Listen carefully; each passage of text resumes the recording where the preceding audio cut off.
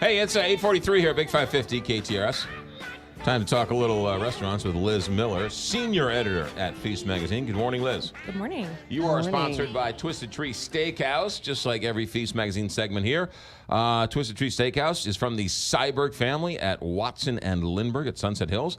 Twisted Tree is just past their 1-year anniversary. Business is going strong thanks to Jimmy Cristo, who is running the world out there. Go in and tell him we said hi.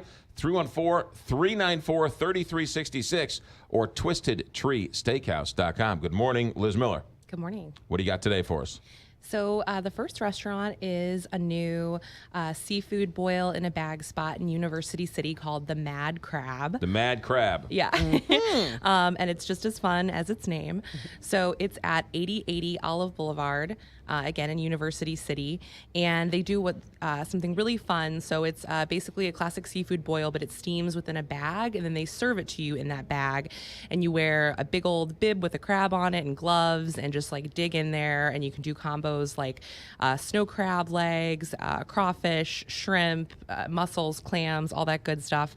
And within the bag as it steams with a seasoning. So you can choose from like a Cajun seasoning, a lemon pepper seasoning, a garlic seasoning, or they have one that includes all of them. That is what I got. It is what I would recommend. It's a lot of different flavors, but they all come together to create a really nice, savory meal, and it's a lot of fun. Can you pick and choose the spices?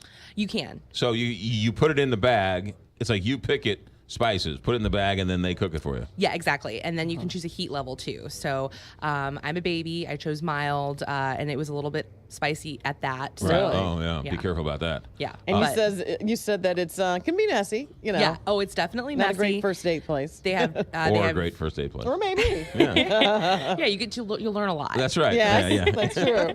And yeah, they have these big white sheets of paper they put on the table, and then they just spread all of the food out, and you just dig in.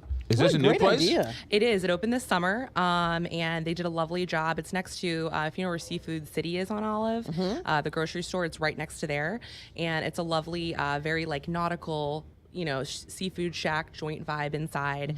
Quite a large dining room, and so you could definitely go with a big group of friends, share a bunch of seafood, and make a night of it. Is it all seafood? I guess that's the main.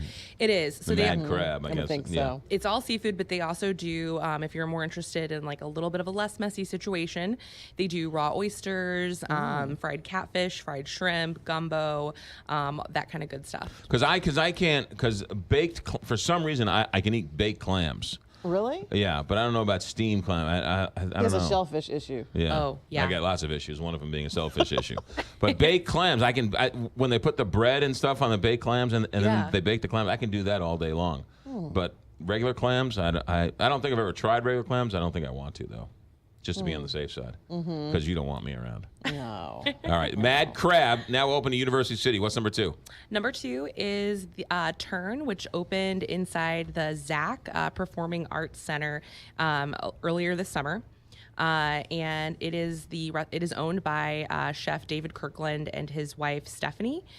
So David was with, if you're familiar with Cafe Osage in the Central West End for almost a decade. And obviously Cafe Osage is very well known for their excellent breakfast and brunch. So that is the focus at Turn. He's doing breakfast as well as lunch, and some brunch inspired dishes as well. So the restaurant itself is really fun. David was a DJ for years. So there's, as the restaurant name suggests, Turn. There are a lot of references to music. There's a whole wall of records framed on the wall, and on his menu he's doing really fun stuff like a biscuit flight. So like you'd get a flight of beer, but this is a flight of biscuits. It is lovely. It comes with really fun butters and jams and spreads. He's doing stuff like lemon lavender butter, and seasonal house-made jams like peach and strawberry, apricot, this kind of stuff. And then he also has a range of items. So whether you're in the mood for something super breakfasty like biscuits and gravy, or maybe something a little bit more lunch forward like a Reuben patty melt, he has stuff to sort of satisfy any appetite. I'd like to see that there's life after radio for DJs. That hit your funny bone, didn't it? Yeah, they did such a lovely job with this space. It's the former Plush building in Midtown. Okay. So if yeah. you know where that is, it's at 3224 Locust Street. It's kind of a big place, isn't it? It is. It's just on the first floor, one section of the building. Okay. And I think people are always looking for a great place for breakfast too. Oh, So, you know. Yeah. Yeah, Have some breakfast. brunch. And you know what? A little heads up on breakfast. When you're tipping breakfast, tip more for breakfast than you do for dinner and lunch because breakfast is usually less expensive.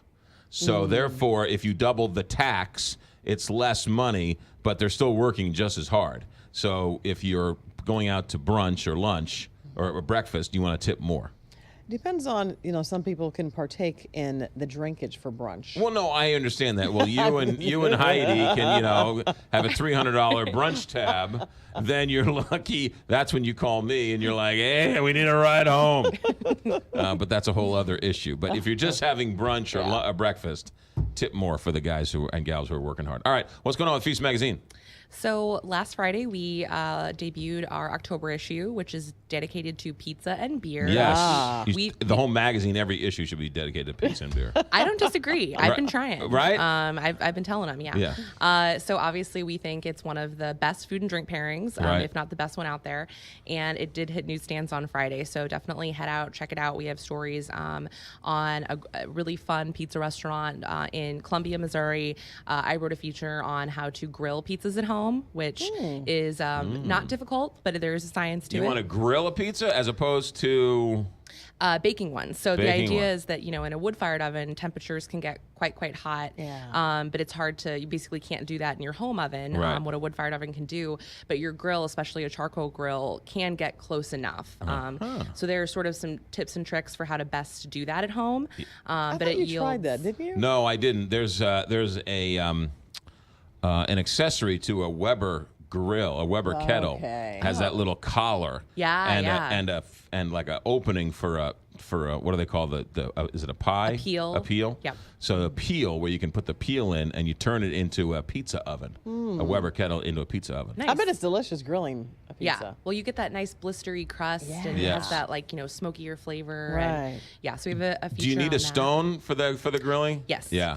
Definitely a stone. Yeah. And you're gonna want, that's a good investment to buy a nicer, high quality one because it will cook that crust evenly, make sure it doesn't stick, all that stuff. Yeah. Who would have known that pizza was? There were so many things to know about I pizza. know.